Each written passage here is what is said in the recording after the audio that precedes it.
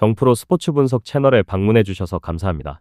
저희 채널은 라이브 스코어, YG 토토, 배트맨 토토에서 제공되고 있는 스포츠로만 분석 공유하고 있습니다. 무엇보다 적중률을 높이고 싶으신 회원분들은 정프로 가족방에 입장해 보시면 보다 확실한 정보를 쉽고 빠르게 받아보실 수 있습니다. 거짓으로 말씀드리는 게 아닙니다. 일주일만 참여를 해보시면 정프로 분석방은 다른 곳과 다르다는 걸 확실히 느끼실 수가 있습니다. 정프로 최종 조합이 궁금하신 분들은 영상 하단 고정 댓글 확인해 보시면 입장 링크가 있습니다. 클릭 후 입장해 보시면 됩니다. 분석가 흉내는 내는 가짜들이 유튜브에서 판을 치고 있습니다. 이상한 곳에 입장하셔서 고통받지 마시고 안전하고 확실한 곳에서 정보 받아보시길 바랍니다. 이어서 경기 분석을 시작하겠습니다.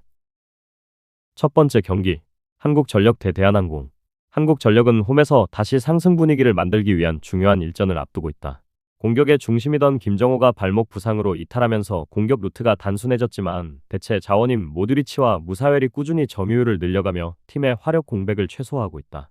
세터 하승우가 무릎 통증으로 출전이 제한될 가능성이 있어 조성민이 조율을 담당할 경우 토스의 일정한 패턴 형성 여부가 경기의 흐름을 좌우할 전망이다. 최근 경기에서 한국전력은 리시브 라인의 안정성을 회복하며 세트 초반 주도권을 확보하는 경향을 보이고 있고 속공에서 세트당 높은 효율을 유지하면서 블로킹 싸움에서도 상대를 압도하는 장면이 잦다. 중위권 경쟁이 치열해지는 시점에서 홈의 응집력과 빠른 전환 플레이는 가장 큰 무기가 될 것이다. 대한항공은 여전히 정지석의 결장으로 인해 공격 편중이 이어지고 있다. 러셀을 중심으로 한전이 화력은 여전히 위력적이지만 공격 분배가 러셀 한쪽으로 몰리면서 후위 공격과 중앙 속공의 리듬이 다소 끊기는 장면이 자주 노출되고 있다. 임재영 역시 어깨 통증 여파로 정상 출전이 어렵고 리베로 포지션의 류에이 복귀가 완전히 이뤄지지 않아 수비 라인의 완성도가 떨어진다. 강승일이 그 공백을 일정 부분 메우고 있지만 세트 중반 이후 긴 랠리 상황에서의 커버 능력은 여전히 불안하다. 반면 전반적인 팀 조직력은 여전히 단단하며 정한용의 속공이 살아날 경우 러셀의 부담을 덜어줄 수 있다. 대한항공의 반전 열쇠는 초반부터의 강섭으로 리시브 라인을 흔들어 세트를 길게 끌고 가는 데 달려있다. 종합적으로 볼 때 이 경기는 한국전력이 다양한 공격 옵션으로 홈의 주도권을 이어가며 대한항공의 단조로운 화력을 제어하려는 흐름이 예상된다. 한국전력은 블로킹과 속공에서 확실한 균형을 찾아가고 있고 대한항공은 러셀에 집중화된 공격 외에 대안이 부족하다. 세트 초반부터 리시브 효율 차이가 점차 누적될 가능성이 높으며 긴 랠리보다는 공격 성공률 싸움으로 경기가 전개될 것이다. 결국 종반 흐름에서 홈팀이 제공권을 통해 점수를 쌓아 세트를 마무리하는 구도가 유력하다. 오버 양상 속 한국전력의 승리를 예상한다. 두 번째 경기, GS칼텍스 대 정관장. GS칼텍스는 최근 경기에서 핵심 공격수 실바가 고득점을 이어가며 팀의 중심을 확실히 지키고 있다. 특히 실바는 최근 경기들에서 경기당 평균 30점 이상을 기록하며 해결사 역할을 확실히 수행하고 있다. 레이나 역시 공격 전개에 참여 비중이 높지만 리시브 불안으로 인해 공수 전환의 효율성이 떨어지고 있다. 이에 따라 한수진이 리베로로서 커버 범위를 넓히는 부담을 안고 있으며 세터진의 불안정한 토스 연결도 경기력 기복의 원인으로 작용한다. 감독의 경기 전 인터뷰에서도 리시브 문제 해결을 위해 세터 교체를 단행했으나 뚜렷한 반등이 나타나지 않은 점을 인정했다. 홈 경기에서는 여전히 높은 집중력을 유지하고 있으며 블로킹과 서브에서의 효율도 괜찮은 수준을 보인다. 그러나 리시브율 하락에 따라 실바 중심의 단조로운 공격 루트가 반복되는 경향이 있어 상대가 블로킹 집중을 강화할 경우 공격 효율 저하가 이어질 가능성도 존재한다. 대전 정관장 레드스파크스는 시즌 초 부상으로 빠졌던 염혜성과 김채나가 복귀했지만 아직까지 경기 감각이 완전히 돌아오지 않은 모습이다. 외국인 선수 자네테가 중심을 잡고 공격을 풀어가고 있으나 국내 자원들과의 호흡이 들쑥날쑥해 안정적인 득점 루트 형성에 어려움을 겪고 있다. 특히 아시아 쿼터인 인쿠시는 공격 성공률이 크게 떨어지며 상대 블로킹에 자주 막히고 있고 서브 시도에서도 리스크가 높다. 팀 내 범실이 경기마다 평균 20회 이상 발생하는 등 집중력 저하가 문제로 나타난다. 감독 역시 최근 인터뷰에서 현재 팀의 외국인 선수들이 기대만큼의 역할을 해주지 못하고 있다고 토로했다. 원정 경기에서 리시브 라인 무너짐이 잦고 블로킹 라인의 협력도 일정치 않아 세트 후반 접전 상황에서 주도권을 잡지 못하는 경우가 많다. 다만 세터 염혜선이 복귀 후 경기 운영 리듬을 조금씩 되찾고 있어 단기적으로는 세트 초반 흐름에서 강세를 보일 여지는 있다. 양팀은 공격적인 화력보다는 리시브 안정성 싸움에 초점을 맞출 가능성이 높다. GS칼텍스는 실바의 득점 집중 현상이 뚜렷하지만 상대의 블로킹 대비가 이뤄질 경우 공격 효율이 떨어질 수 있고 정관장은 이에 맞서 수비 버텨내기에 집중할 것으로 보인다. 두 팀 모두 최근 경기에서 범실과 리시브 불안이 함께 나타났기에 점수 간격이 크지 않은 세트 중심의 경기 양상이 예상된다.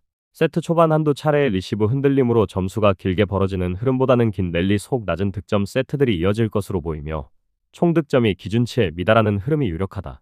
언더 양상 속 GS 칼텍스의 승리를 예상한다. 다음 경기 분석에 앞서 여러분들에게 조금이나마 도움이 되고 빠르게 정보를 받아보실 수 있는 곳을 마련해 두었습니다.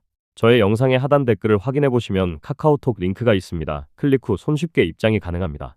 누구나 참여 가능하고 100% 무료로 운영하고 있습니다. 돈을 주고 유료 정보를 이용하시는 것보다 저희 멤버방에서 유료 정보와 똑같은 분석 정보를 받아보실 수 있습니다. 저희 멤버방에서 제공되는 정보들과 스포츠를 좋아하고 즐길 수 있는 멤버방으로 참여하시길 바랍니다. 함께 떠들고 즐겁게 배팅 라이프를 즐기셨으면 좋겠습니다. 무조건 당첨은 장담해드릴 수 없지만 당첨될 확률을 극대화하실 수 있습니다. 세 번째 경기, 일본 대 한국. 일본 U23은 이번 대회 조별리그에서 시리아, 아랍에미리트, 카타르를 상대로 모두 승리하며 10득점 무실점이라는 완벽한 성적을 기록했다. 이들의 공격은 후루야 슈스케, 오제키 유토, 사토 류노스케가 중심축을 이루고 있으며 이 세 선수는 이선에서의 침투와 세컨라인 득점으로 팀 공격을 견인하고 있다. 특히 후루야는 이번 대회에서 3골을 기록하며 중거리 슈팅의 정확도를 입증했고 오제키는 시리아전 멀티골을 포함해 팀 내 공격 패턴의 중심 역할을 수행하고 있다.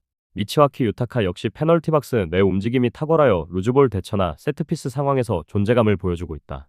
수비진에서는 마사타카 고바야시 골키퍼가 안정적으로 후방을 지탱하고 있으며 볼 빌드업을 담당하는 미드필더와 수비 라인의 조합도 완성도가 높다. 8강전 요르단과의 경기에서 연장까지 가는 접전을 벌이며 승부차기로 승리했으나 이 과정에서 고강도 스프린트와 120분 풀타임에 가까운 소모전을 치르며 체력 부담이 크게 누적되었다. 일본 언론 보도에 따르면 일부 주전 미드필더들의 다리 근육 피로 누적이 관찰되고 있어 회복 관리에 집중하는 분위기다. 반면 공식 명단상 훈련 결장 혹은 부상으로 이탈한 선수는 확인되지 않았으며 이번 대회 엔트리 내에서는 소속팀 복귀 혹은 교체 등록 사례가 없는 것으로 나타났다. 한국 U23은 조별리그에서 이란과 무승부, 레바논전 승리, 우즈베키스탄전 패배를 거친 뒤 8강 호주전에서 2대1로 승리하며 4강 진출에 성공했다. 수비진에서는 신민아와 이현용의 중앙 콤비가 안정감을 제공하고 있으며 특히 신민아는 호주전에서 결승골을 기록하며 공수 양면에서 활약했다. 프리킥 상황에서의 위치 선정과 제공권 장악 능력은 여전히 팀의 무기다. 홍성민이 최후방에서 안정적으로 골문을 지키며 빌드업 전개 과정을 뒷받침하고 있고 미드필더 지역에서는 강민준과 김용학이 활동량과 압박으로 흐름을 주도한다. 공격진에서는 백가운과 강성진이 전방 압박, 순간 침투, 세트피스 연계라는 면에서 두각을 보이고 있으며 호주전에서 백가운이 선제골을 기록하면서 경기 분위기를 바꾼 바 있다.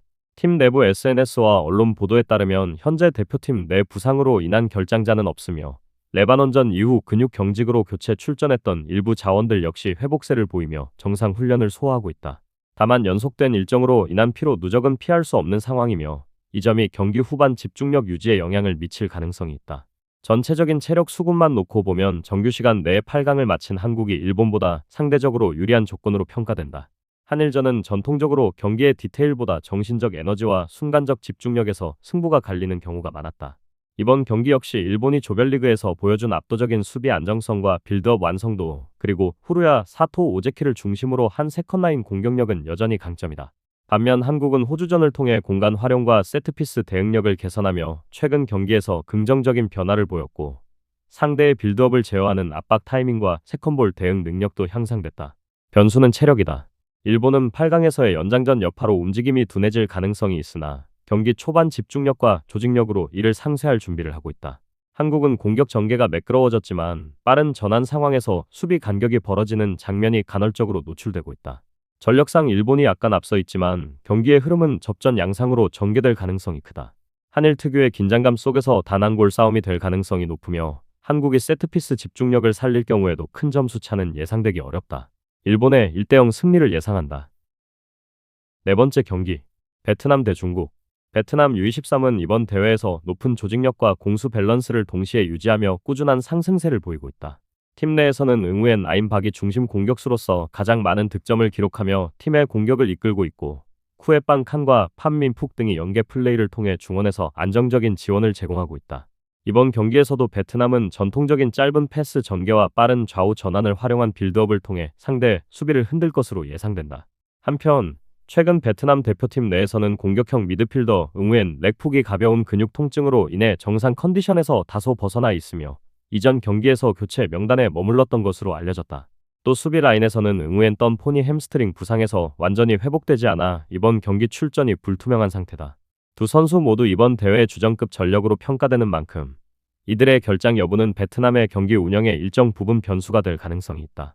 중국 U23은 이번 대회에서 전반적으로 수비 중심의 경기 운영을 유지하고 있으며 조직적인 압박과 짧은 간격을 유지하는 수비 라인이 돋보인다.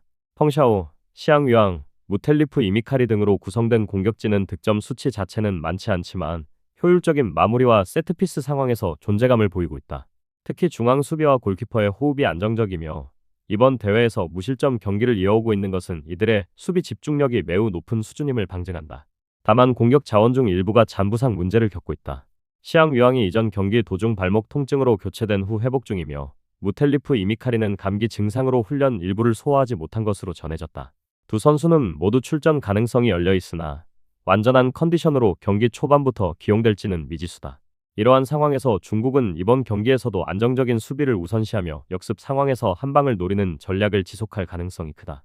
이번 경기는 대회 막바지로 접어든 시점에서 양팀 모두 체력적 부담이 크게 작용하는 경기다. 베트남은 빠른 템포의 공격 축구를 지향하지만 연장전을 포함한 치열한 경기들을 거치며 선수들의 피로 누적이 뚜렷하게 나타나는 반면 중국은 전술적으로 낮은 라인을 유지하며 수비적인 운영으로 체력을 효율적으로 분배하고 있다. 특징적으로 베트남은 경기 초반 주도권 확보를 위해 적극적인 압박을 시도하겠지만 중국의 짜임새 있는 수비 라인에 막혀 공간 창출이 쉽지 않을 가능성이 높다. 반대로 중국은 역습 위주의 단순한 공격 전개로 베트남의 수비 집중력이 떨어지는 후반부를 노릴 것이다. 양팀 모두 수비 조직이 탄탄하고 최근 경기에서 드러난 공격 효율 또한 높지 않아 다득점 양상으로 흘러갈 가능성은 낮다. 경기 초반부터 서로 실수를 최소화하려는 신중한 전개가 이어질 것으로 보이며 후반전으로 갈수록 체력 부담이 경기의 흐름을 결정할 요인이 될 것이다. 이번 대결은 양팀의 단단한 수비와 체력적 피로 그리고 결장 가능성이 거론된 일부 핵심 자원들의 영향으로 인해 0대0 무승부를 예상한다. 저의 영상이 마음에 드셨다면 구독과 좋아요, 알림 설정 해주시면 저에게 큰 힘이 됩니다. 추가적인 조합픽과 다양한 경기에 대한 세부적인 분석과 결과가 궁금하신 분들은 영상 하단의 댓글창 꼭 확인해 주시길 바랍니다. 스포츠토토가 처음이신 분들 혹은 적중률이 낮으신 분들께서는 멤버방 적극적으로 추천드리고 멤버방 입장하시면 분석 비교부터 해보시길 바랍니다. 멤버방에 다양한 픽스터 분들이 많이 있으니 도움을 받아서 수익을 극대화하는 것도 괜찮은 방법일 수 있습니다. 그러니 며칠 지켜보신 후 마음에 드는 조합픽 탑승하는 방법도 좋을 수 있습니다. 누누이 말씀드리지만 스포츠는 절대로 운으로 하는 게임이 아닙니다. 이제는 스포츠도 전문 분야가 존재합니다. 오늘도 저희 영상을 시청해주셔서 정말 감사합니다. 구독과 좋아요 한 번씩만 부탁드리며 저는 다음 영상에서 인사드리겠습니다.